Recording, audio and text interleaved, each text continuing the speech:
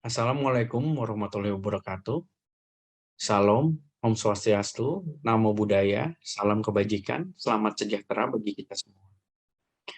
Halo Bapak Ibu, Saudara, dan para mahasiswa.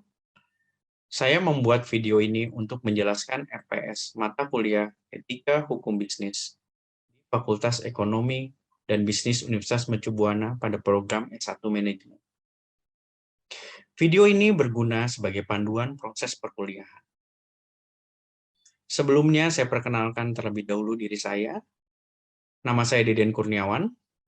Saat ini saya tercatat sebagai dosen tetap di Fakultas Ekonomi dan Bisnis Universitas Mercu Buana pada program S1 Manajemen. Berkenan saya menyampaikan riwayat pendidikan saya. Saya lulus dari Fakultas Hukum Universitas Indonesia di tahun 1999 dengan program kekhususan Hukum tentang Kegiatan Ekonomi. Saya telah menyelesaikan 2 pendidikan S2, yaitu yang pertama Magister Hukum dengan konsentrasi Hukum Ekonomi, yang saya ikuti sejak tahun 2000 dan lulus di tahun 2002. Yang kedua adalah Magister Ilmu Ekonomi dengan program studi Perencanaan dan Kebijakan Publik, yang saya ikuti sejak tahun 2009 dan lulus di tahun 2011. Kedua pendidikan strata 2 tersebut saya tempuh di Universitas Indonesia. Saya telah menyelesaikan pendidikan strata 3 dari Sekolah Bisnis Institut Pertanian Bogor di program studi manajemen dan bisnis.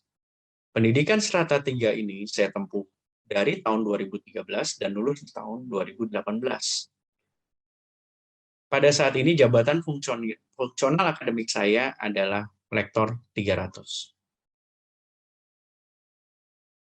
Saya akan menjelaskan rencana pembelajaran semester untuk mata kuliah Etika dan Hukum Bisnis. Kuliah ini merupakan mata kuliah wajib di program studi S1 Manajemen Universitas Mercu Buana, Jakarta. Mata kuliah ini memiliki bobot 3 SKS dan baru dapat diambil sejak mahasiswa tercatat di semester 3. Mata kuliah Etika dan Hukum Bisnis dimaksudkan untuk memberikan pengetahuan tentang etika dan ketentuan hukum yang mendasar atas transaksi-transaksi ekonomi yang ada di Indonesia. Penekanan mata kuliah ini diberikan pada kemampuan mahasiswa dalam mengambil keputusan bisnis yang didasarkan kepada etika dan hukum yang berlaku yang terkait dengan transaksi ekonomi. Kuliah ini juga akan memberikan pengantar konsep etika bisnis, kemudian relevansi etika bisnis dengan prinsip-prinsip etika bisnis, etika utilitarianisme, tanggung jawab sosial, keadilan dalam bisnis, dan hak-hak pekerja, hukum bisnis, kontrak dalam bisnis, hukum asuransi, hukum hak atas kekayaan intelektual, dan hukum anti monopoli dan persaingan usaha. Capaian pembelajaran bagi lulusan atau CPL yang pertama, sikap, kedua pengetahuan, ketiga kompetensi umum, dan keempat kompetensi khusus. Sikap meliputi menjunjung tinggi nilai kemanusiaan dalam menjalankan tugas berdasarkan agama, moral, dan etika. Kedua, bekerja sama dan memiliki kepekaan sosial serta kepedulian terhadap masyarakat dan lingkungan. Ketiga, sikap bertanggung jawab atas pekerjaan di bidang keahliannya secara mandiri. CPL pengetahuan, mampu mengetahui konsep dasar etika dan moral, serta etiket dan hukum. Kedua, mampu mengetahui konsep etika bisnis dan penerapan etika dalam bisnis. Ketiga, mampu mengetahui konsep dan penerapan good corporate governance untuk menjamin kelangsungan bisnis. Yang keempat, mampu mengetahui konsep dan menerapkan corporate social responsibility termasuk pelaporannya. Dan yang terakhir, mampu mengetahui konsep dasar etika profesi dan mampu membandingkan beberapa kode etik profesi yang ada di Indonesia. Kompetensi umum, CPL, yang pertama, mampu menerapkan pemikiran logis, kritis, sistematis, dan inovatif dalam konsep pengembangan dan atau implementasi ilmu pengetahuan dan teknologi yang memperhatikan dan menerapkan nilai humaniora yang sesuai dengan bidang keahliannya. Kedua, mampu mengkaji implikasi pengembangan ilmu pengetahuan dan teknologi yang memperhatikan dan menerapkan nilai humaniora sesuai dengan keahliannya dalam langkah menghasilkan solusi, gagasan, dan desain.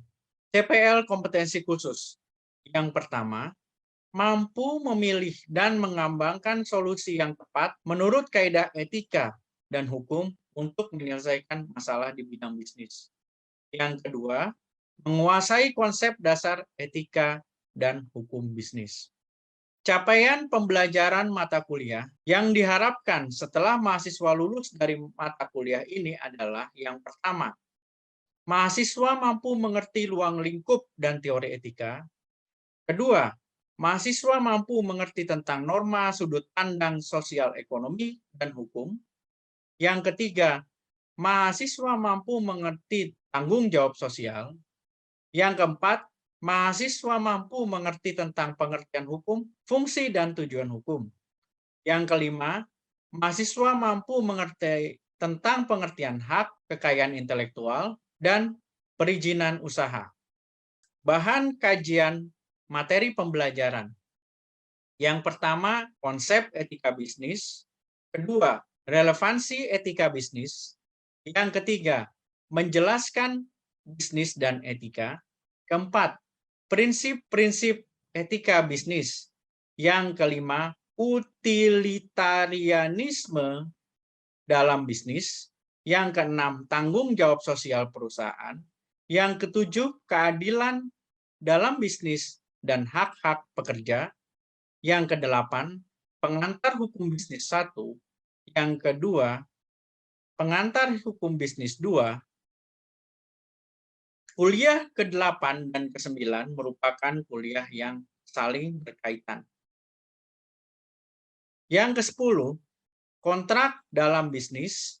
Ke-11, hukum asuransi. Ke-12, hukum kekayaan intelektual. Yang ke-13, undang-undang anti monopoli dan persaingan usaha tidak sehat. Yang ke-14, perizinan dan dunia bisnis. Yang ke-15, evaluasi pembelajaran. Perkuliahan ini pada masa pandemi dilakukan secara daring dengan menggunakan fasilitas e-learning.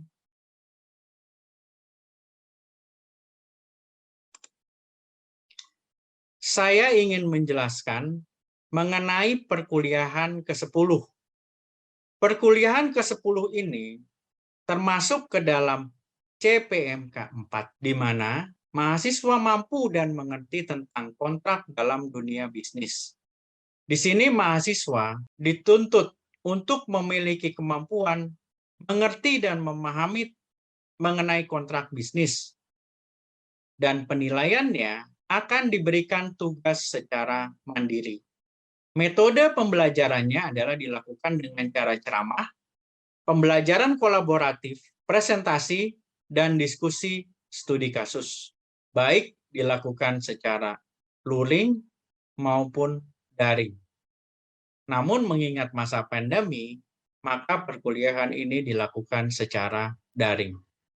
Sebagai contoh penilaian untuk kuliah ke-10 ini adalah mahasiswa akan diberikan tugas untuk mengenali struktur suatu kontrak. Dalam hal ini, mahasiswa diminta untuk mengidentifikasi pasal-pasal yang ada dalam suatu kontrak untuk dimasukkan dengan struktur kontrak yang ada secara teori. Kemampuan ini diberikan skor 70. Berikutnya, mahasiswa diminta untuk melengkapi kontrak yang sudah ada, di mana mahasiswa diminta untuk memasukkan hal-hal yang dirasakan belum lengkap dalam contoh kontrak tersebut. Dalam hal ini, mahasiswa diminta juga untuk dapat menggunakan bahasa Indonesia yang baik dan benar. Pada bagian ini akan diberikan skor 30, sehingga total keseluruhan skor untuk tugas mandiri ini adalah 100.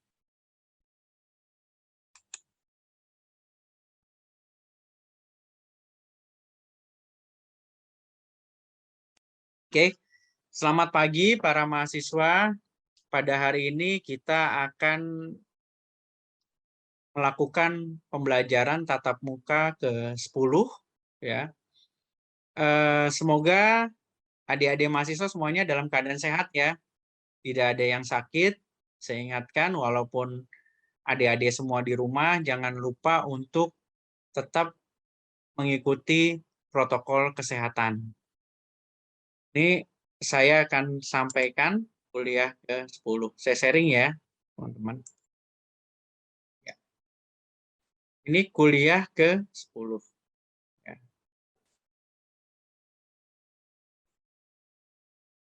Ya. Jadi sama dengan kuliah sebelumnya ya, di kuliah ke-9, kuliah ke-8, kita masuk kepada kuliah yang ke-10 mengenai kontrak bisnis. Jadi kontrak bisnis ini berguna bagi adik-adik mahasiswa, bisa juga nanti teman-teman menggunakan ini untuk bahan pembelajaran, misalkan ada untuk skala kecil, misalkan Bapak orang tua kalian memiliki toko atau memiliki kontrakan, kalian sudah bisa membuat perjanjiannya, sudah bisa teman-teman buat gitu ya. Nah, ini terkait dengan kuliah-kuliah kita sebelumnya.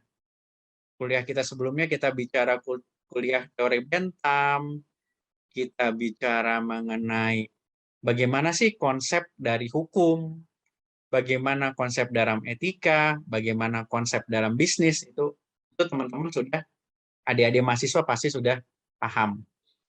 Untuk kuliah pertama sampai dan ke-9, apakah ada pertanyaan di sini? Sebelum kita masuk ke kuliah 10, kalau saya rasa kuliah 10 ini merupakan salah satu poin penting yang berguna bagi teman-teman semua, adik-adik semua ya. Nah, ini kita lihat ya. Jadi di sini yang diharapkan adalah mahasiswa mampu memahami, menjelaskan, dan mengidentifikasi kontrak dalam dunia bisnis. Kemudian kita harus lihat, kita ini kuliah etika ya, etika, hukum, dan bisnis.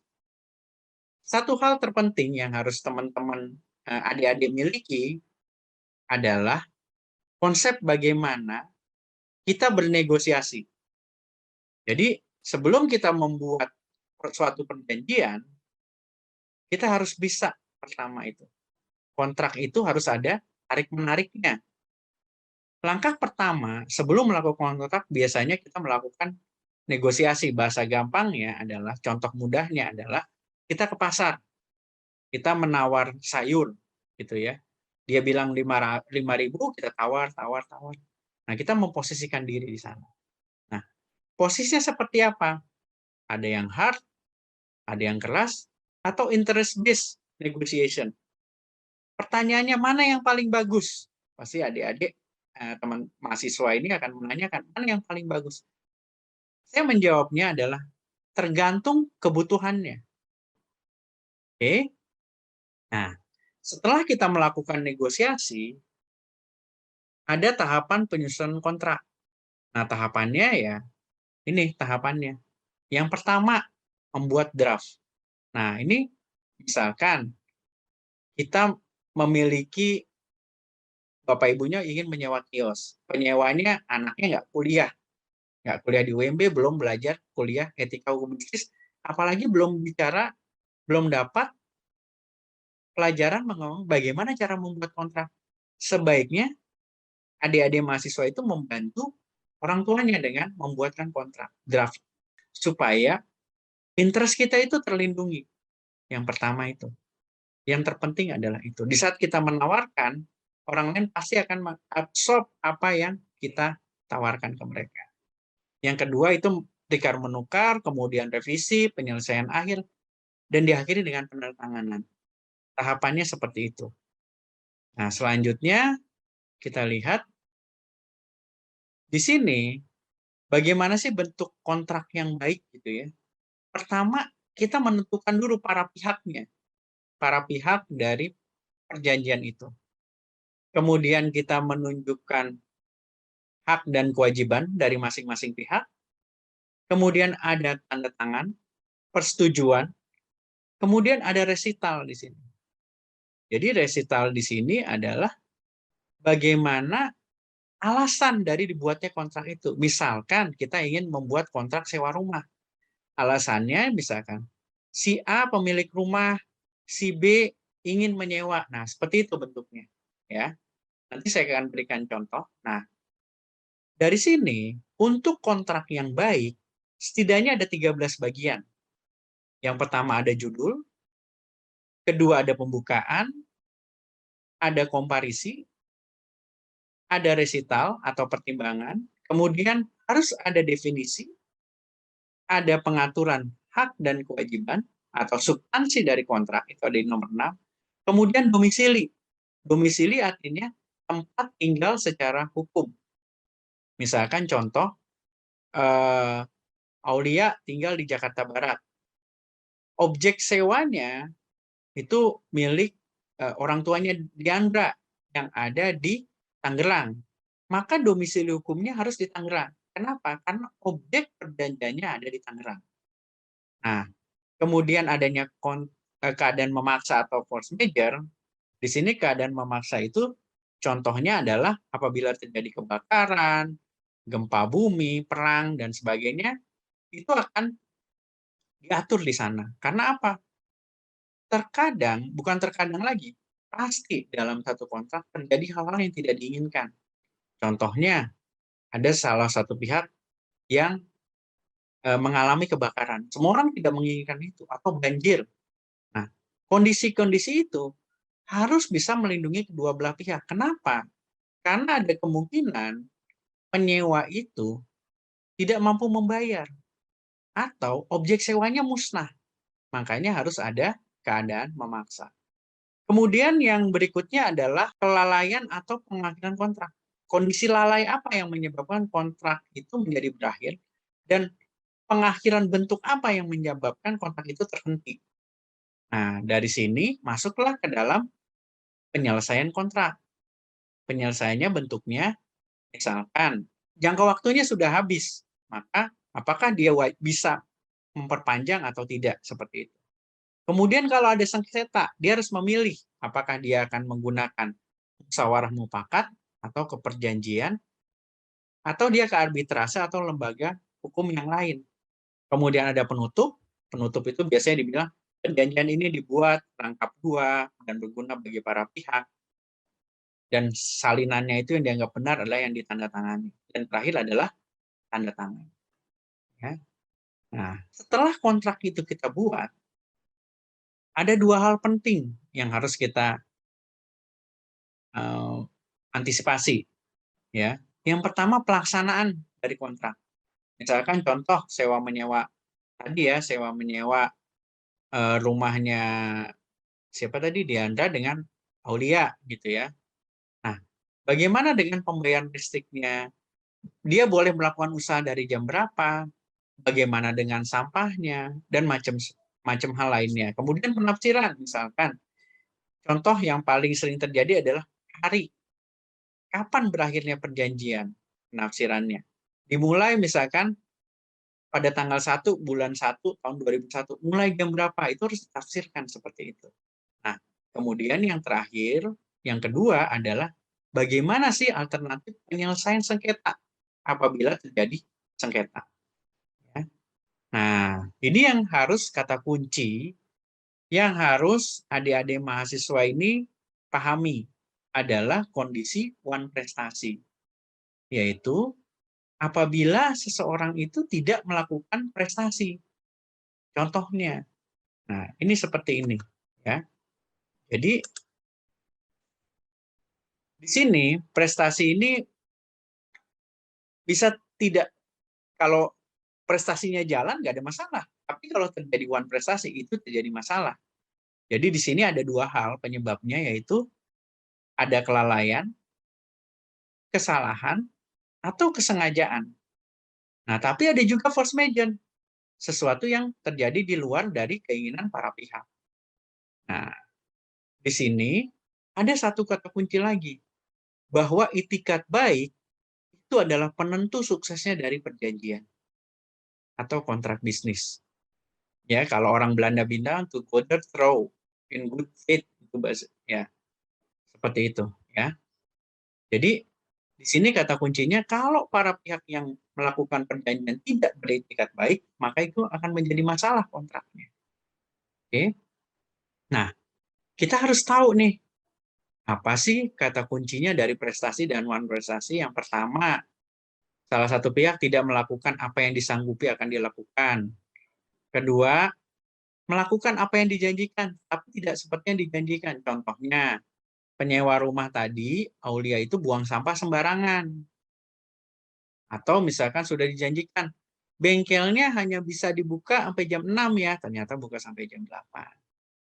Terus melaksanakan perjanjian tapi terlambat, contohnya bayar uang sewanya harusnya tanggal 10 tapi dia bayar tanggal 15. Nah, atau yang keempat, melaksanakan sesuatu yang menurut perjanjian tidak boleh dilakukan. Misalkan di situ hanya boleh dia melakukan untuk bengkel motor, ternyata dia melakukan untuk bengkel truk misalkan atau mobil. Jadi contoh dari prestasi dan one prestasi. Ya. Nah, akibatnya apa kalau ada terjadi one prestasi? Ganti rugi, pembatalan, resikonya beralih, kemudian membayar biaya perkara. Nah, mengapa di sini kok banyak aturan hukum ya, di sini banyak pasal gitu kan? Kita ini kuliah etika hukum bisnis. Jadi walaupun para mahasiswa ini mahasiswa manajemen, ya ini merupakan satu advantage buat kalian karena kalian juga memahami hukum. Ini karena prinsipnya hukum dasar ya, teman-teman mahasiswa ya. Nah, di sini banyak ya, apa sih dasar pembenar dari one prestasi gitu ya. Contohnya adalah adanya overmas atau force major. Misalkan ternyata tempat yang disewa Aulia itu banjir, maka dia nggak bisa bayar sewa. Nah, seharusnya pemilik bangunan bisa memberikan pengertian di situ. Ya. Oke, nah ini force major juga ya, ada asumsi dasar, nanti adik-adik baca sendiri ya di pasal, coba lihat pasal 1244 KUH Perdata. Kan ini mata kuliah ini 3 SKS, jadi bukan berarti hanya di kelas ini aja kita belajarnya, tetapi juga harus membaca buku di luar itu ya, membaca ya. Nah, ini ganti rugi juga sama. Ganti rugi ini kita harus membuktikan. Jadi jangan tidak serta-merta orang itu kita bilang, "Iya, kamu harus bayar ganti rugi." Enggak, ya. Jadi kalau di saat kita menuntut ganti rugi, setidaknya ada 4 hal yang harus kita ketahui. Pertama, perbuatan tersebut melawan hukum, harus ada kesengajaan, harus ada kerugian, dan harus ada hubungan antara kausal dengan kerugian. Ya, itu yang harus dipahami ya. Nah, ini daftar pusakanya, jadi bisa membaca dari sini. Nah, sebelum nanti saya memberikan tugas kepada para mahasiswa, saya akan memberikan contoh eh, mengenai apa namanya, mengenai perjanjian ya. Sebentar ya, saya stop sharing, saya share yang baru sebentar ya.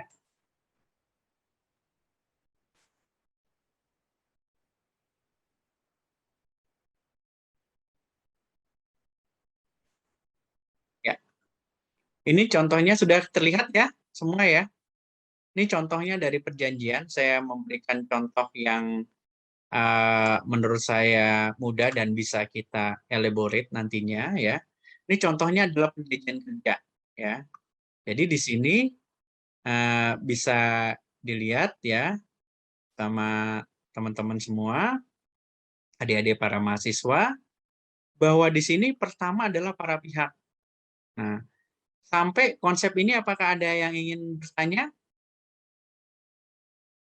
Sebelum kita masuk di sini contoh misalkan perjanjian kerja ini dibuat antara, nah ini ada A dan B. Apakah ada yang ingin mengajukan pertanyaan di sini?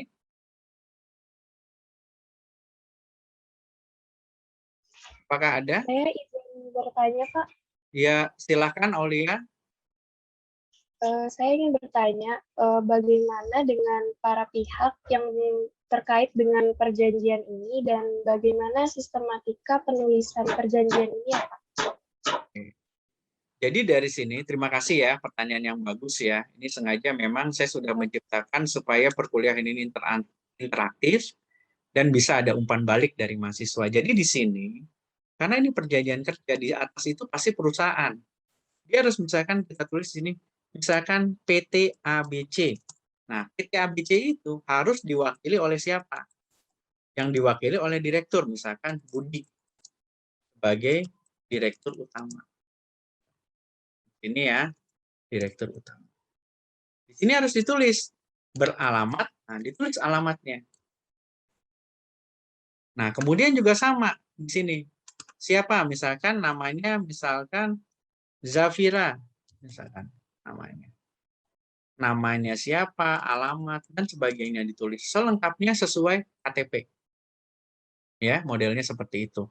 Nah, selanjutnya ini bagian-bagian yang tadi saya cerita yang ada 13. Jadi nanti para mahasiswa saya minta untuk membuat tugas dari kuliah ini dengan mengidentifikasi dari perjanjian ini bagian-bagian mana sajakah dari 13 tadi. Misalkan judul perjanjian, oh itu ada judulnya perjanjian kerja. Para pihak, nah nanti tolong ini nanti dilengkapi. Ya, jadi ini menjadi tugas kalian yang harus dikumpulkan minggu depan pada kuliah ke-11. Nanti bisa jawabannya di-upload di link Google Drive di fasilitas yang ada di universitas melalui mekanisme e-learning ya. Nanti masuk assignment ini ya. Jadi para mahasiswa diminta untuk membuat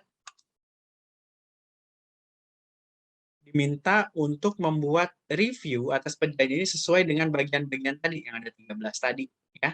Oke, ini udah bisa ya. Nah, pasti bisa ya adik-adik semua ya, para mahasiswa ya. Jadi nanti ini setelah kita melihat semua, nah nanti bagian terakhir yang nggak bisa kita lupa adalah tanda tangan. Ya kan? Ini bagian yang terakhir. Pasti kontrak itu ditanda tangan. Bisa nggak dia nggak ditanda tangan? Bisa. Pakai apa? Pakai cap jempol. Bisa juga kalau orangnya tidak bisa menulis. Cuman kayaknya zaman sekarang udah jarang ya orang yang tidak bisa tanda tangan. Ya. Nah, sampai sini ada pertanyaan? Ada pertanyaan apa di sini? Mau nanya, Pak. Silahkan Lutfi. Ya, saya mau nanya ini tentang bagaimana mekanisme pengakhiran dari perjanjian ini, Pak. Oke. Nah, kalau ditanyakan bagaimana mekanisme pengakhiran itu ada dua metodenya, ya kan? Tadi sudah disampaikan waktu saya menyampaikan PPT tadi, ya.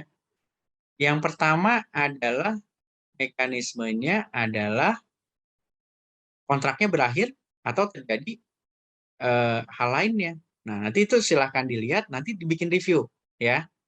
Jadi tugas untuk kuliah ini untuk minggu depan tolong diselesaikan. Nah, untuk kuliah hari ini telah berakhir, ya. Saya harapkan tugas dikumpulkan tepat waktu. Begitu saja. Terima kasih. Salam sehat untuk semuanya dan selamat pagi. Terima kasih. Terima kasih, Pak.